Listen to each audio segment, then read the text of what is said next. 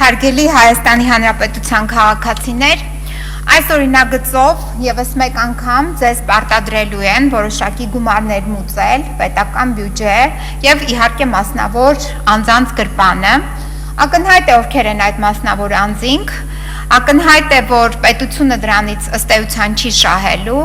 բայց պետք է ասեմ, նույնիսկ այս պայմաններում, երբ մեր ճանապարհները գրեթե դատարկ են, երբ շրջում ես շրջաններով տեսնում ես, որ ոչ միայն մայրուղի ճանապարհներն են դատարկ, այլ նաև բնակավայրերն են դատարկ, ապա ոչ միայն ապրում ես ողբերգություն, այլ նաև հասկանում ես, որ այո, պետությունը բացակայում է բոլոր տեղերում։ Այսօր մի պահ ես հետևում եի եւ ասեցի չպետք է գրանցվեմ, որ ելույթ ունենամ, եւ արագ իրար հետևից փաստորեն ոչ ելույթի ցանկություն ունեցողներ կան, ոչ բանավիճելու ցանկություններ ունեցող կան, ուղղակի մեկ ցանկությունն է ձևական մասնակցություն ունենալ, արագ սպառել այս արտակարգ օրակարգը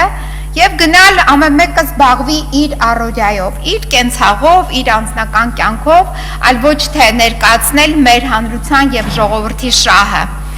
Երբ ամիսը սկսվում է յուրաքանչյուր ամսվա սկզբին, եթե գնանք խանութներ կամ դեղատուն, կտեսնենք ապա այնտեղ, թե ինչպես են թոշակառուները եւ սոցիալապես անապահով մարդիկ գալիս այդ մատյաններում լրացնում իրենց պարտքի դիմաց տրված գումարի համար ստորագրում եւ ասում, որ այսքան մնացի պարտ կամ այսքան այս պարտքս փակեցի։ Սա մեր իրականությունն է, դա վերաբերվում է 1 միլիոնից ավել Հայաստանի Հանրապետության քաղաքացու։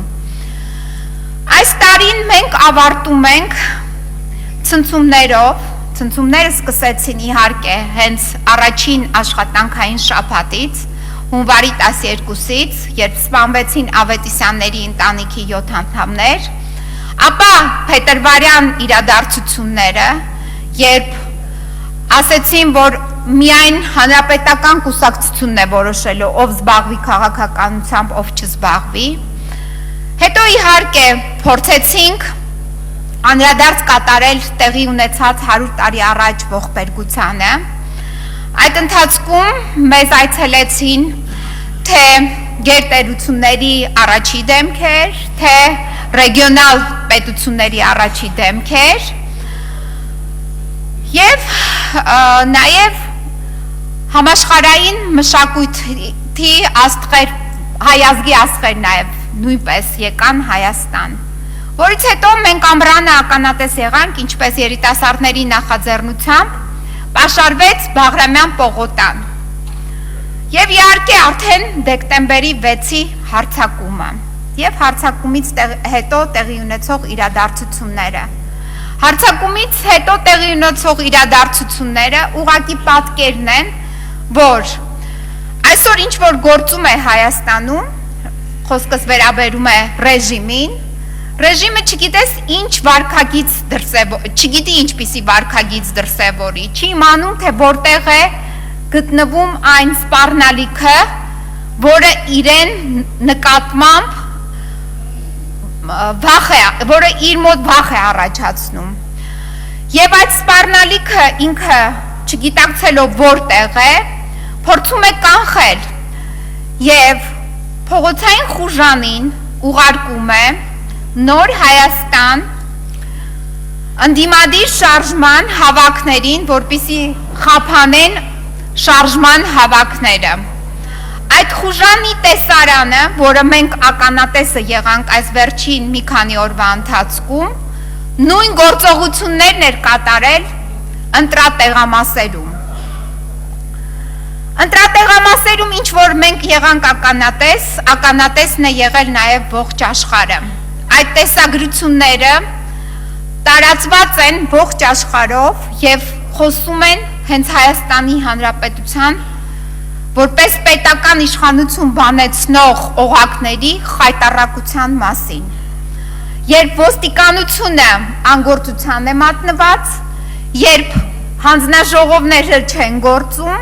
ուղղակի խուժանն է գործում եւ հետագայում նաեւ հայտարարում են, որ հանրաքվեն արդեն անցալում է եւ արդեն պետք է պատրաստվել նոր սահմանադրության կիրառմանը։ Ասեմ ձեզ, որ բոլոր նախադրյալները կան, որ եկող տարի, եթե այս տարի այս ցնցումներն էին, եկող տարի այդ ցնցումները արդեն մտնելու են բոլոր տարածությունները, նաև այս դատարկ տարածությունը, որը կոչվում է ազգային ժողով։ Այս դատարկ տարածությունում նույնպես տեղի են ունենալու ցնցումներ։ Ես գիտակցում եմ, որ մենք պետք է պատրաստ լինենք այդ ցնցումներին, որովհետև 88 թվականին, երբ անսպասելի շատերի համար, գրեթե բոլորի համար սովետական կայսրությունը անկում ապրեց, ոչ մեկ պատրաստ չէր, որ ունենալու էինք անկախ Արցախ եւ Հայաստանի Հանրապետություն։ Նույնն էլ հիմա տարածաշրջանում տեղի ունեցող բոլոր իրադարձությունները վկայակոչում են, որ տեղի է ունենալու ռեժիմների անկում, այդ թվում նաև Հայաստանի Հանրապետությունում գործող ռեժիմի անկում է տեղի ունենալու, եւ մենք պարտավոր ենք պատրաստ լինելու վերականգնելու մեր պետական իշխանությունը։ Դրա համար Նոր Հայաստան դիմադի շարժումը վաղը ժամը 17:00-ին Ազատության հրապարակում անցկացնելու է ամփոփիչ հարց ու պատասխան ժողովը, որտեղ կհրապարակվի մեր մարզային այցելությունների արդյունքները, որտեղ մենք քվեարկության դրեցինք օրակարգը, ժամանակավոր կառավարություն ստեղծելու եւ պատրաստվելու արտահերթ խորհրդարանական եւ նախագահական ընտրություններին։ Բոլոր այն քաղաքացիները, ովքեր կարծում են, որ հերթական ընտրությունների միջոցով հնարավոր է պայքարել ընտրակեղծարարության դեմ, պետք է ասեմ, որ այդպիսի մոտեցումը հիմնազուրկ է, որովհետև բոլոր այն տարածքներում, ընտրատարածքներում, նույնիսկ երբ մենք ունեցել ենք 3 ներկայացուցիչ, 3 հանձնաժողովի անդամ, այդ թվում նաև վստահված անձինք,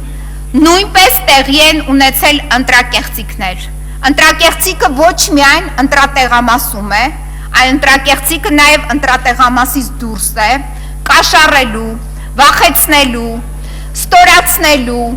ամեն տեսակի ճնշումներ բանեցնելու միջոցով է տեղի ունենում։ Եթե նույնիսկ այդ ընտրատեղամասում դու ունենաս 5 հոգի վերահսկող մարդ, դուրսը նույնպես այդ շարավիղում ունենաս 3, 5, 6 վերահսկող մարդ, միևնույն է, կարող են այնպես անել, որպեսզի կաշառեն ժողովրդին, ճնշում բանեցնել եւ կեղծեն ընտրությունների արդյունքները։ Դրա վառապացույցը այ մեր գործընկերն է, որը ընտրված է 38 ընտրատեղամասից։ 38 ընտրատեղամասում մենք ունեինք եւ հանձնաժողովի անդամներ եւ վստահված անձինք։ Ընտրատեղամասերում կեղծիքը չի տեղի ունեցել։ Այդ կեղծիքը տեղի է ունեցել ընտրակաշառք բաժանելու միջոցով։ Ընտրակաշառք բաժանելու միջոցը եղել է Զանգեզուրի բենզամոլիբդենային այն ժամանակվա գործող տնօրեն Մաքսիմ Հակոբյանը, ով բաժանել է տվյալ անձի համար գումար, որպեսզի նա գա այստեղ խորհրդարան եւ որևիցե ծպտուն չհանի եւ չներկայացնի 38-րդ ընտրատարածքի հանրության շահերը եւ կարծիքը։ Սա լինելու է նաեւ 2017 թվականի հերթական ընտրություններում։ Դրա համար մենք չպետք է թույլ տանք, որպեսզի մենք հասնենք 2017 թվականի հերթական ընտրություններին։ Մենք պետք է գնանք արտահերթ լուծումների։ Մեր միակ ճանապարհը, որպեսզի կարողանանք գոնե պահպանենք այս վիճակը, ունենանք գոնե 2 միլիոն բնակչություն Հայաստանում այս պահին եւ կարողանանք պաշտպանել մեր սահմանները, ապա մենք պետք է գնանք արտահերթ լուծումների։ Միակ պայմանը դա է։ Ով որ ասում է, որ ինքը սպասում է, ով որ ասում է, որ կարող է, ով որ ասում է, որ կունենա 6000 կամ 8000 կամ 15000, դուք չեք կարող ունենալ, եթե դուք չունեք ձեր ձեռքում իշխանություն։ Իսկ այսօր ովքեր որ ասում են, նրանք իշխանության կրողը չեն, այսօր իշխանությունը բռնազավթված է հանրապետական կուսակցության կողմից եւ նա է բանեցնում այդ իշխանությունը։ Հետևաբար նրանց պետք է զրկել այդ իշխանությունից օր առաջ, այլ ոչ թե